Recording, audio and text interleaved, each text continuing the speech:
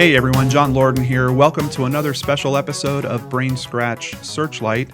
We're talking about a case today that it's interesting because this is a type of case that doesn't get a lot of media exposure, and in a way, a caring family member has used that to gain some media exposure for this case. It's a really interesting thing. This is the case of Sebastian Tyrese Husted, and he is a Caucasian male.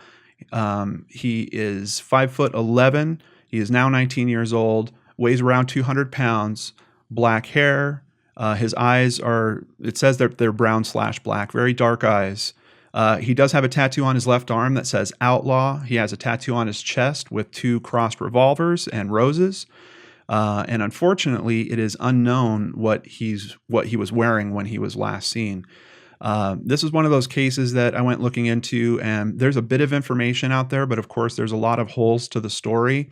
Thankfully, his sister, Aisha Husted, reached out and wanted to come on the show and help us get this information out about her missing brother. So let's please welcome Aisha to the channel. Aisha, thank you so much for joining us. And let me just say right off the bat that I'm really sorry that you're facing this. I know it's very tough on families when they have a missing loved one. Thank you for having me. You're very welcome. So I mentioned he's a Caucasian male. He is now 19 years old, right? Right. His birthday happened May 18th, but when he went missing, he was actually 18. What day did he go missing? It was January 22nd. Okay, January 22nd. So obviously it's been a number of months, and that's always a cause for concern. Now, I mentioned at the start of this show that it's weird. The press around this case is kind of bringing it up as almost a counterbalance to another missing person case that is really big in Iowa right now, and that is the case of Molly Tibbetts. The Des Moines Register wrote an article, and it was basically asking the question if cases like that of your missing brother are not being highlighted as much due to some type of media bias. What do you think about all that? I was glad that they were sort of acknowledging that there may be a bias, and I think there is a bias. I think there are a lot of reasons why cases like Ty's versus cases like Molly's sort of get covered and media differently. Yeah, absolutely. One of the reasons why I started doing Searchlight was to try to help with that, because I did notice that there is kind of a typical case that likes to be covered in media.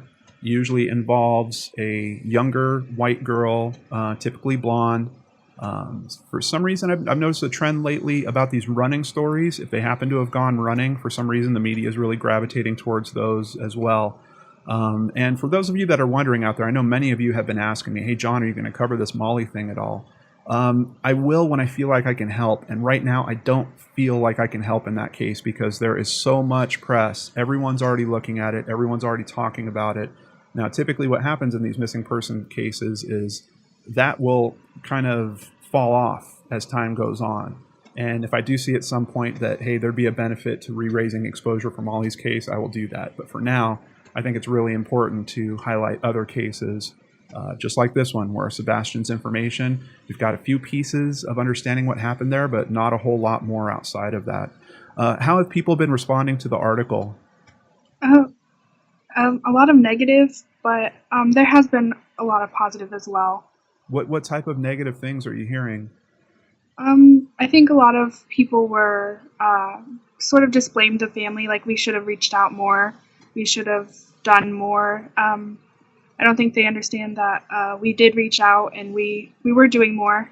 We just weren't getting anything back to show the work that we have been doing. Yeah. And what are they in terms of the time frame? It was a couple of days before you guys called him in as missing, right? Right. And is that because it was normal for him to occasionally maybe disappear for a day or two? No, not really. He had just started a new job, so I personally thought he was just, getting in the routine, and he was working during the day and relaxing in the evening. That's why I was I wasn't worried. And it didn't get brought until my attention that nobody had heard from him until Wednesday. And so then we just waited a couple days. We didn't report him missing until Friday. Okay, gotcha. And he lives at home? No, he was living in his own apartment at that time. Okay, okay. So he's got his own place. Are you still living at home? Yeah. Okay. And how many siblings are there? There's, including him, there's just 3 of us. Okay, okay, gotcha. And he does go by a nickname as well, kind of a shorter version of his middle name, right? Yeah, he goes by Ty. He goes by Ty. Okay. His full name is Sebastian Tyrese Husted, but he does go by Ty as well. Okay, so I took a look at his Facebook page. Looks like he went to Centerville High School. Did he graduate recently? No, he didn't graduate. Okay. When was- did he stop going? He didn't go back his senior year. Okay. Okay. And you mentioned that he had just started this job. How long was he at this job? I don't think it was any more than 2 weeks. Okay. Did he have work before that? Was he working at other places? He was working at the hog barn he was working at a hog barn, Yeah. but then he just started working as the power washer. He had just started power washing. Okay. Okay. Gotcha. Just for us to get kind of a sense of who he is, what types of things is he into? Is like his interests, his hobbies? What type of stuff does he like doing when he's not working? He was a bow hunter. He loved his bow. That was his baby until he had his real baby. He was really big into football during school. He was just into sports, and he was always just hanging around his friends or his family. Okay. Yeah, and we do have a picture of him with his bow. I noticed that on his Facebook page as well. It seemed like he really enjoyed that. So you did mention until his baby? Yeah, he didn't get a chance to meet it. She was still pregnant when he went missing. Okay. But the baby has been born? Yeah. Okay. Just curious, are we talking a little boy or a little girl? No, it's a little boy. Okay. A little boy that is also missing his father right now, unfortunately. Was he on good terms with the baby's mother? Yep, when he went missing, he was, yeah. Were they still together? They weren't together. Okay. Okay. I know this is a little bit of a tough question to answer, but we just really need to get as much good information as we can out there for considering what's going on with this case. Was he into drinking at all or any type of recreational drug use? He was drinking just occasionally, and as for drugs, I honestly don't know. Okay. Okay. Yeah, we just want to know if these things are factors that we should be considering when we're looking into cases like this as well. Now, I did see some mentions of potential run-ins with the law. Interestingly, on his Facebook page, he actually has the Centerville Police Department listed as a favorite of his, which I thought was kind of interesting. Can you tell us a little bit about the type of trouble that he's had in the past? Yeah, it was just sort of, he didn't really agree with my mom and my stepdad's rules, so he would just sort of lash out and just, punch a hole in the wall, or there was a recent incident that he had, kicked their car door and it had dented. It was just little things like that. Is that the criminal mischief charge from December 28th? Yeah, it's when he had kicked their door, their car. So this is kind of frustration. Right. Within the family that is coming out. Okay. How long ago did he move out on his own? It was just right before he had went missing. He had moved out and then he had gotten the job, so it wasn't very long before he went missing that he got his own place. When that happened on December 28th, so he wasn't moved out at that point, was he? No. Okay, so wow, we're literally talking weeks. I mean, he has this trouble at home.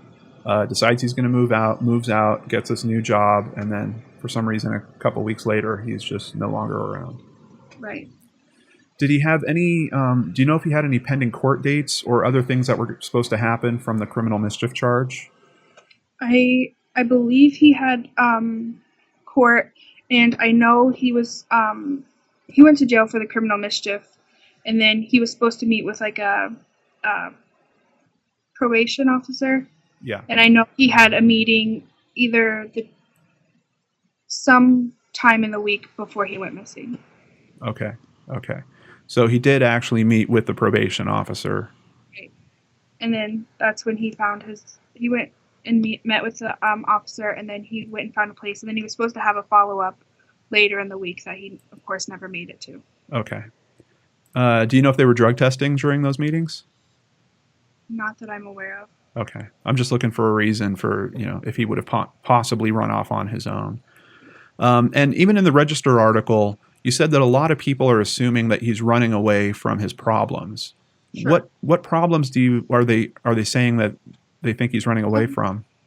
I think a big one is the fact that he had a baby. For some reason, they think that maybe he's just running away from that responsibility and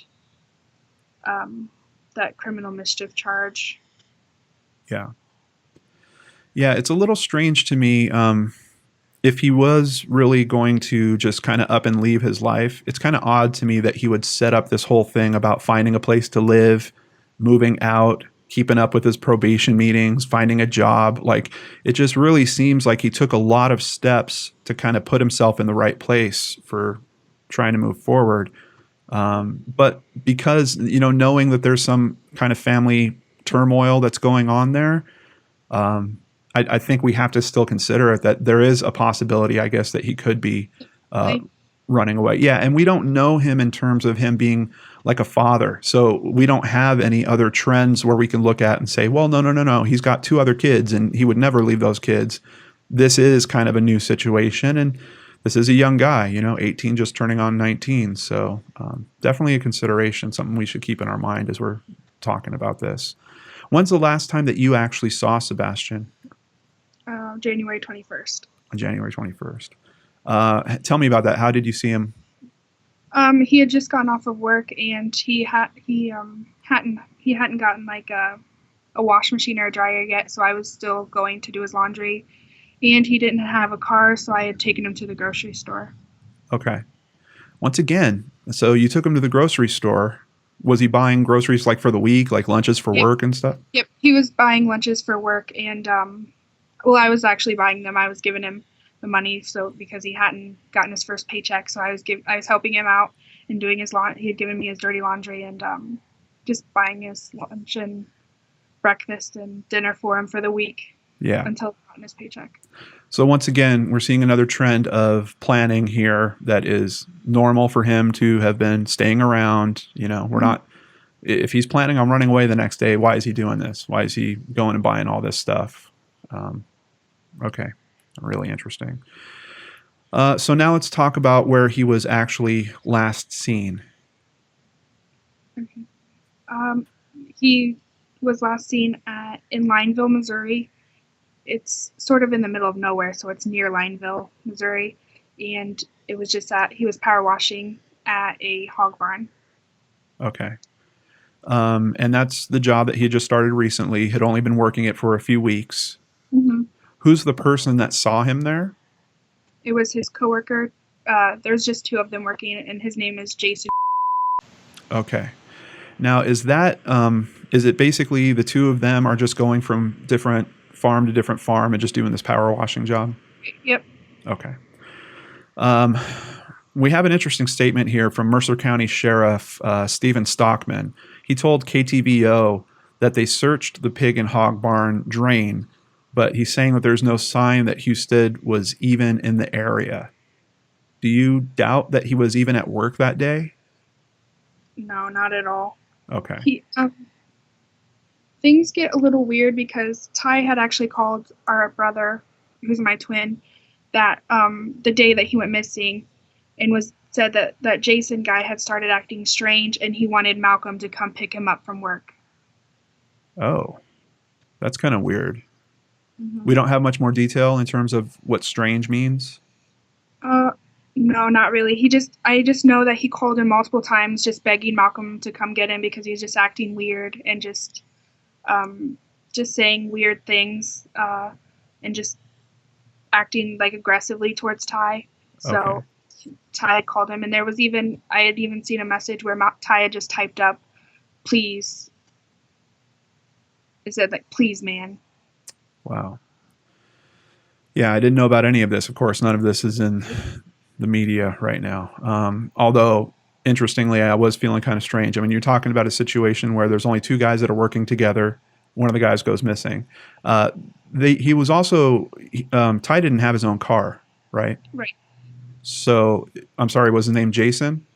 Yeah, it wasn't Jason's truck either. It was like a company truck for the power washing for the guy that they were power washing with. Okay, but Jason would typically drive.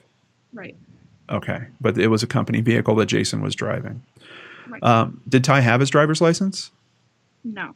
Okay, so he wouldn't have driven in any circumstance, especially a company vehicle like that anyway. Right. Mm-hmm. So this is where it's really, my brain is just kind of stuck on this. So we've got Jason driving a company vehicle, picks up Ty from home or somewhere, takes him. They both lived in the same building. That's Oh, why they were partners together. okay.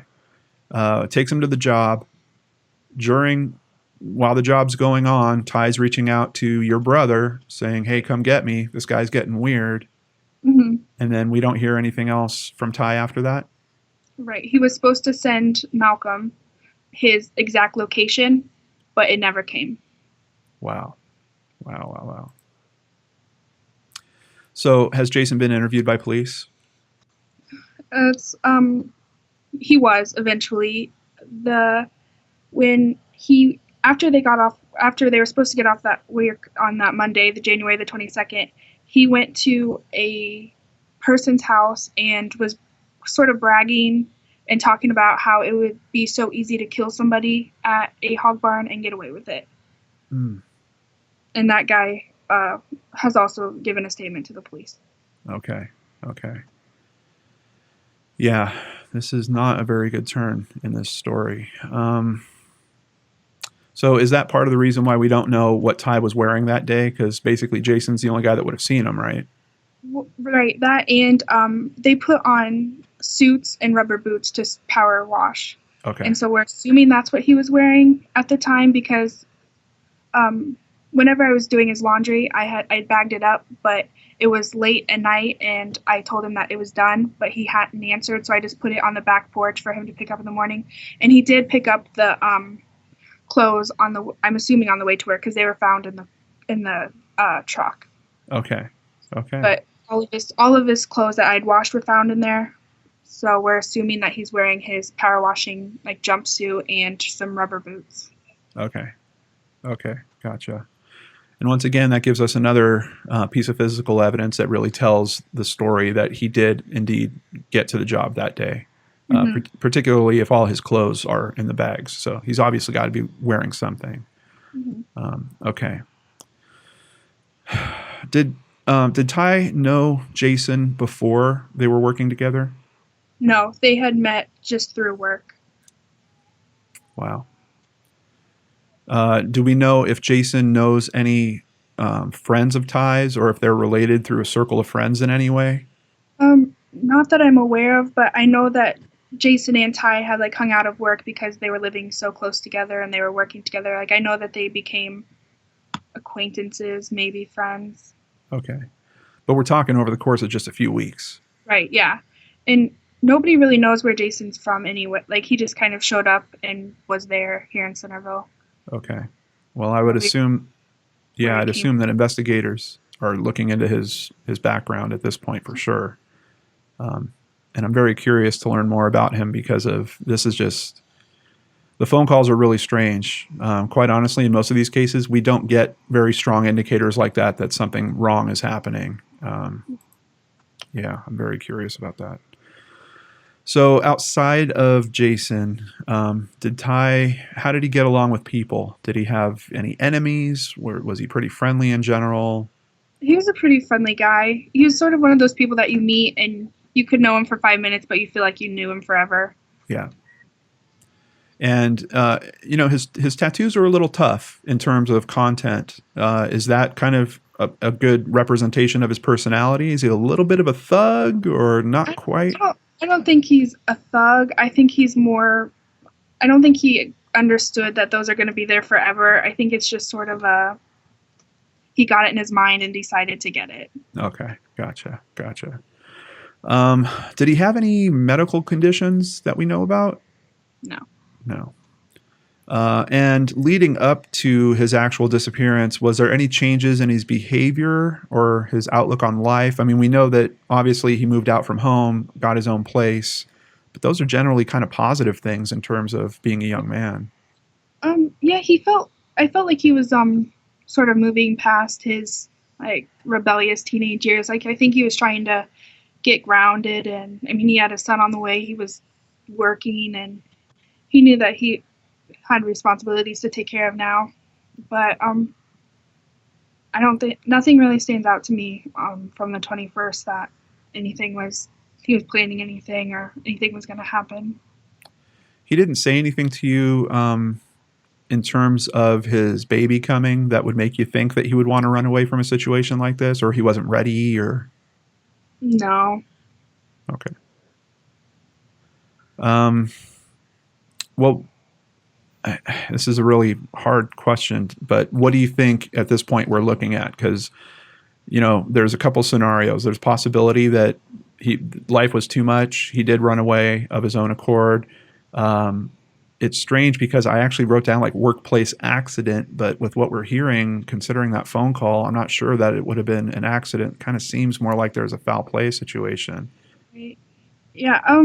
I at first I thought maybe I felt like maybe he just needed some time, and he did run. But then I learned more about that Jason, and now I just feel like we're not looking for him alive. We're looking for now like a body. I think Yeah. that's kind of where I'm at. I want to stay positive, but that's what I'm thinking. It's really tough not to come to that conclusion with the information that we're talking about for sure. Um, Out of curiosity, the pig farm that he was working at, when they're power washing it out, are the livestock still there? No, there were no pigs or anything like that there. It was just them cleaning the barn. Okay, so all the livestock's moved out before they come and service the barn with the power wash. Right. Okay. Um, is there an official site or an account that people can follow online to keep an eye on, search efforts or updates on this case? No, there's nothing yet. We're planning on making one. It's just we haven't. Okay, you're gonna make it like a Facebook page or? Right, yeah, like a Facebook page or a group. Okay. Okay. Excellent. And I think I sent you the link already, but for anyone else that's watching this, you can go to brainscratchers.com, look at the missing person tips. I've got a video there about setting up Facebook pages, just considerations for trying to make them as open and easy to access as possible because not everyone is on Facebook. But yeah, okay. I'm glad to hear that you guys are taking that step. Any fundraising efforts or events or anything that are coming up related to Uh, this? right now, we're in the process of ordering shirts, and and some of the proceeds will go to like a reward Okay. from the shirts. And we've been weary about asking for too much help because of, like the community's been pretty closed off, so we don't want to seem I don't know money hungry maybe. Right. Right. I know it's a tough thing when you're in a situation like this. And I can tell you in most cases, doing something like a GoFundMe or something like that, there's a lot of people out there that would be willing to contribute and help you guys out, even if that just means giving you some money for more posters or more shirts or whatever it is. But adding to a reward, pretty Right. substantial, yeah, pretty substantial cause. And I think that you might be surprised at what you guys find if you give that a try. And keep in mind, it's always something you can do for just, set it up for a few weeks. If you feel weird about it, just go ahead and end it at that point. And you can even return everyone's money if you want to do that. You've got options around all that. So I just want to try to give you guys every tool possible for solving this and for bringing Ty home.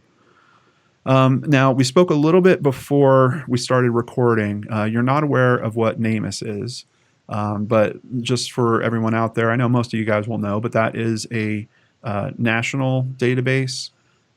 It has multiple components to it, but the main one is the missing person aspect, where you can set up a record and get the person entered. I looked there, and Ty is not entered there currently. I'm going to be working with Aisha to get him entered into NamUs so that we know he's in that system. The other thing about Namus, and I know this sounds a little dark, but it's really important to get his information in there because they will try to get a DNA profile on him. And then if something happens where, they have this whole other side of their system where they constantly are cataloging unidentified bodies, but then they're capturing those DNA profiles also. So part of their system is that they make those things match up, and then they are able to tell the families of the missing people, hey, we actually found your person, and here they are. So I think it's really important for any missing persons case to get that person in a NamUs as soon as possible. Wow, Aisha, my heart is just broken for you and your family. I'm really, really sorry that you guys are facing all this. But I also want to applaud all the efforts that you've been doing in particular. When I went looking through the media on this case, I expected to find a lot less than I actually did. And I think that you took a very important step when that conversation started, in particular about Molly's case and how much exposure that's getting and why we have a case like Ty that gets virtually no exposure. And it was really neat that you found the conversation to hook their attention. And then you get in the details about Ty. So you're literally still getting his face out there, still getting all that information out there. So honestly, my hat's off to you. And I think that for all the rest of us out here that are looking into this case, that is a big lesson for us to learn, that even if you're in one of those situations and you feel like, hey, no one's going to care, no one's going to cover this, get a little creative and you might just find the right conversation to spark some of that. And Aisha, you did a fabulous job with that. So I'm sure Ty is proud of you for being able to conquer that. It is a tough thing. I deal with it a lot in terms of this channel, and that's why I cover a lot of these different types of cases. I really want to try to help raise exposure to these cases. And, oh, man, really, really tough one. Before we go, is there anything that you want to say to people? Anything you want to let them know about around this outside of what we've already talked about? Just that I understand Ty has a checkered past and things may look one way, but they're not always what they seem. Yeah, that's a really important thing to consider. And I'm so thankful that a lot of my audience is very respectful of that. And they don't necessarily just write off someone because, a story sounds like they're one type of person. This is still a brother. This is still a son. This is a father, and he's missing. Aisha, thank you so much. Sit tight, and I will be right back with you in just a moment, okay? Once again, thank you to Aisha Husted. I actually wound up speaking with her a little bit more after the interview, and another important tidbit of information came out about Jason. Jason never went back to that job after that day. Outside of that, there's been some questionable comments left by him on social media, and it seems like he might have moved away from the area that he was living in. I think we need help on this case, Brain Scratchers. If you have any friends living in the Iowa area, please share this video with them. We need someone that has heard something about where Ty is, about possibly what Jason could have done to him or with him. I believe someone out there has the information, and if you do, I want you to use the contact information in the description box below. Please find it within your heart to get that information in to the authorities so they can act on it. On top of that, I did talk to Aisha about the possibility that this could be an FBI-involved investigation at some level. They were living in one state. Ty was given a ride by this Jason guy to a different state and then never came back. I don't know for certain, but I think once you actually cross state lines like that and you have a crime involved, I think there's a chance that the FBI could be involved as well. So I asked Aisha to reach out to them to see if there's anything they could do to help with this case. I'm not super clear on what the conditions are. The typical thing I hear is if it crosses state lines, then the FBI can get involved. I'm not sure. I think there's a possibility of it because imagine how hard it is to investigate a case like this. You've got Mercer County sheriffs where we think the crime actually happened, and now the case is kind of sitting with them, but the person lives in a different state. How are they going to be able to actively and properly investigate that case, I really have no idea. I mean, you've got jurisdiction issues right off the bat. So we need some help in this case. Well, it's not the end of the show yet. We still have comments from last week's episode to get to. But first, I want to thank several new patrons: Paulina Anna Sabula, Danielle Revon, Kimberly Brourdieu, and Naomi. Thank you so much for contributing to the channel, for helping keep me here doing what I love doing, helping in cases exactly like this one that we were reviewing today. I truly appreciate each and every one of you. If you'd like to help keep the channel here and growing, please visit lordnarts.com, where you can contribute via PayPal, Patreon, maybe buy yourself some Lord Narts merchandise, all there at the new lordnarts.com. Now looking into comments from last week's episode about Kevin Zapp, another case which had such little coverage, starting with Catherine Hughes. I now bring my cell phone everywhere I go, including walking the dogs, thanks to Searchlight. Catherine, thank you so much for doing that, but also thank you for sharing that idea with us, and that's why I'm putting it back out here. Good ideas like that, I think we should all be aware of. Yes, yes, yes, yes. Please take your cell phone with you everywhere you go. It is such a good tool for being able to track down missing people. Laced with Lacey. This is so sad. Watching his YouTube channel and knowing he's missing, it's so eerie. I found myself asking, what happened to you? Lacey, that's exactly how I feel. There's been several cases I've looked into where I've found YouTube media in particular of the missing person, and I get so frustrated. I want to reach through the screen and say, just tell me, just tell me where you are. Tell me how we can find you. I totally understand that. Captain Cambodia, sadly, the reason there is so little coverage is because he's a white Canadian garbage man rapper. And I know there's a little conversation under this. I didn't think Captain Cambodia was being insulting at all. I think he was making a very good point. It's a point that was echoed in today's episode. He's making a good point in that there is a certain type of missing person case, we talked about it on today's episode, that gets a ton of media attention. And that doesn't mean that that case is any less important. Not at all.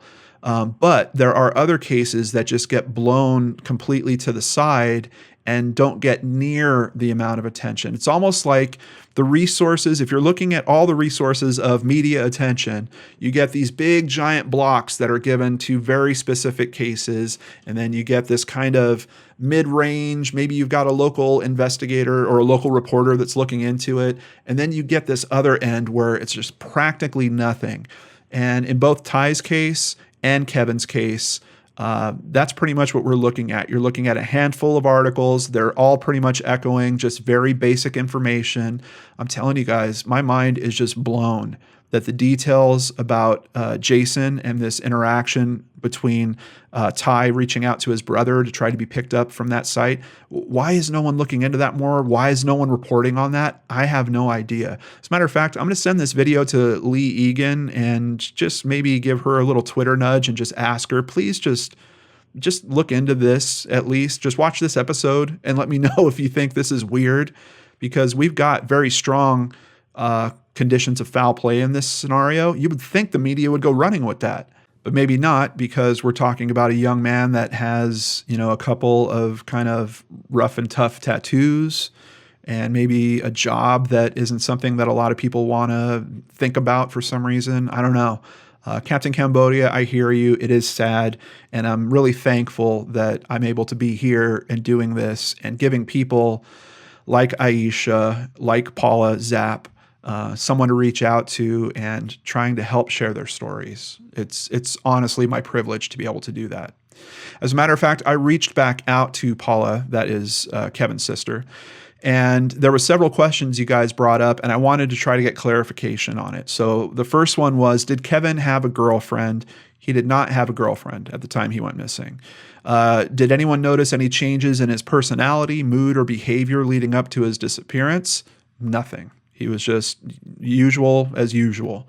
Did investigators check his phone for who he may have been talking to leading up to his disappearance? The police do have his phone. So I would assume that they're doing every type of investigative measure that they can on that phone. I believe it was an iPhone, if I recall my interview with her correctly. So there might be some aspects that they're not able to get to very easily. But they do have his phone, so I'm sure they're looking into his social media accounts for any trace of that type of stuff. And regarding the footage of him at the apartment building, do we know who lived there that he might be visiting? Paula says, no, we aren't sure who lives there, and no one has come forward to say, I'm the person that Kevin was likely trying to see. Outside of all that, Paula says no recent news or developments, but she is very thankful for the help in raising exposure on this, and we're still hoping for the best. Please keep that case in mind. If you've got friends in that area, please share that video.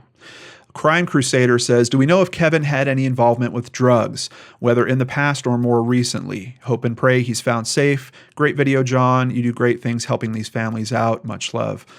Crime Crusader, I do have some answers to that.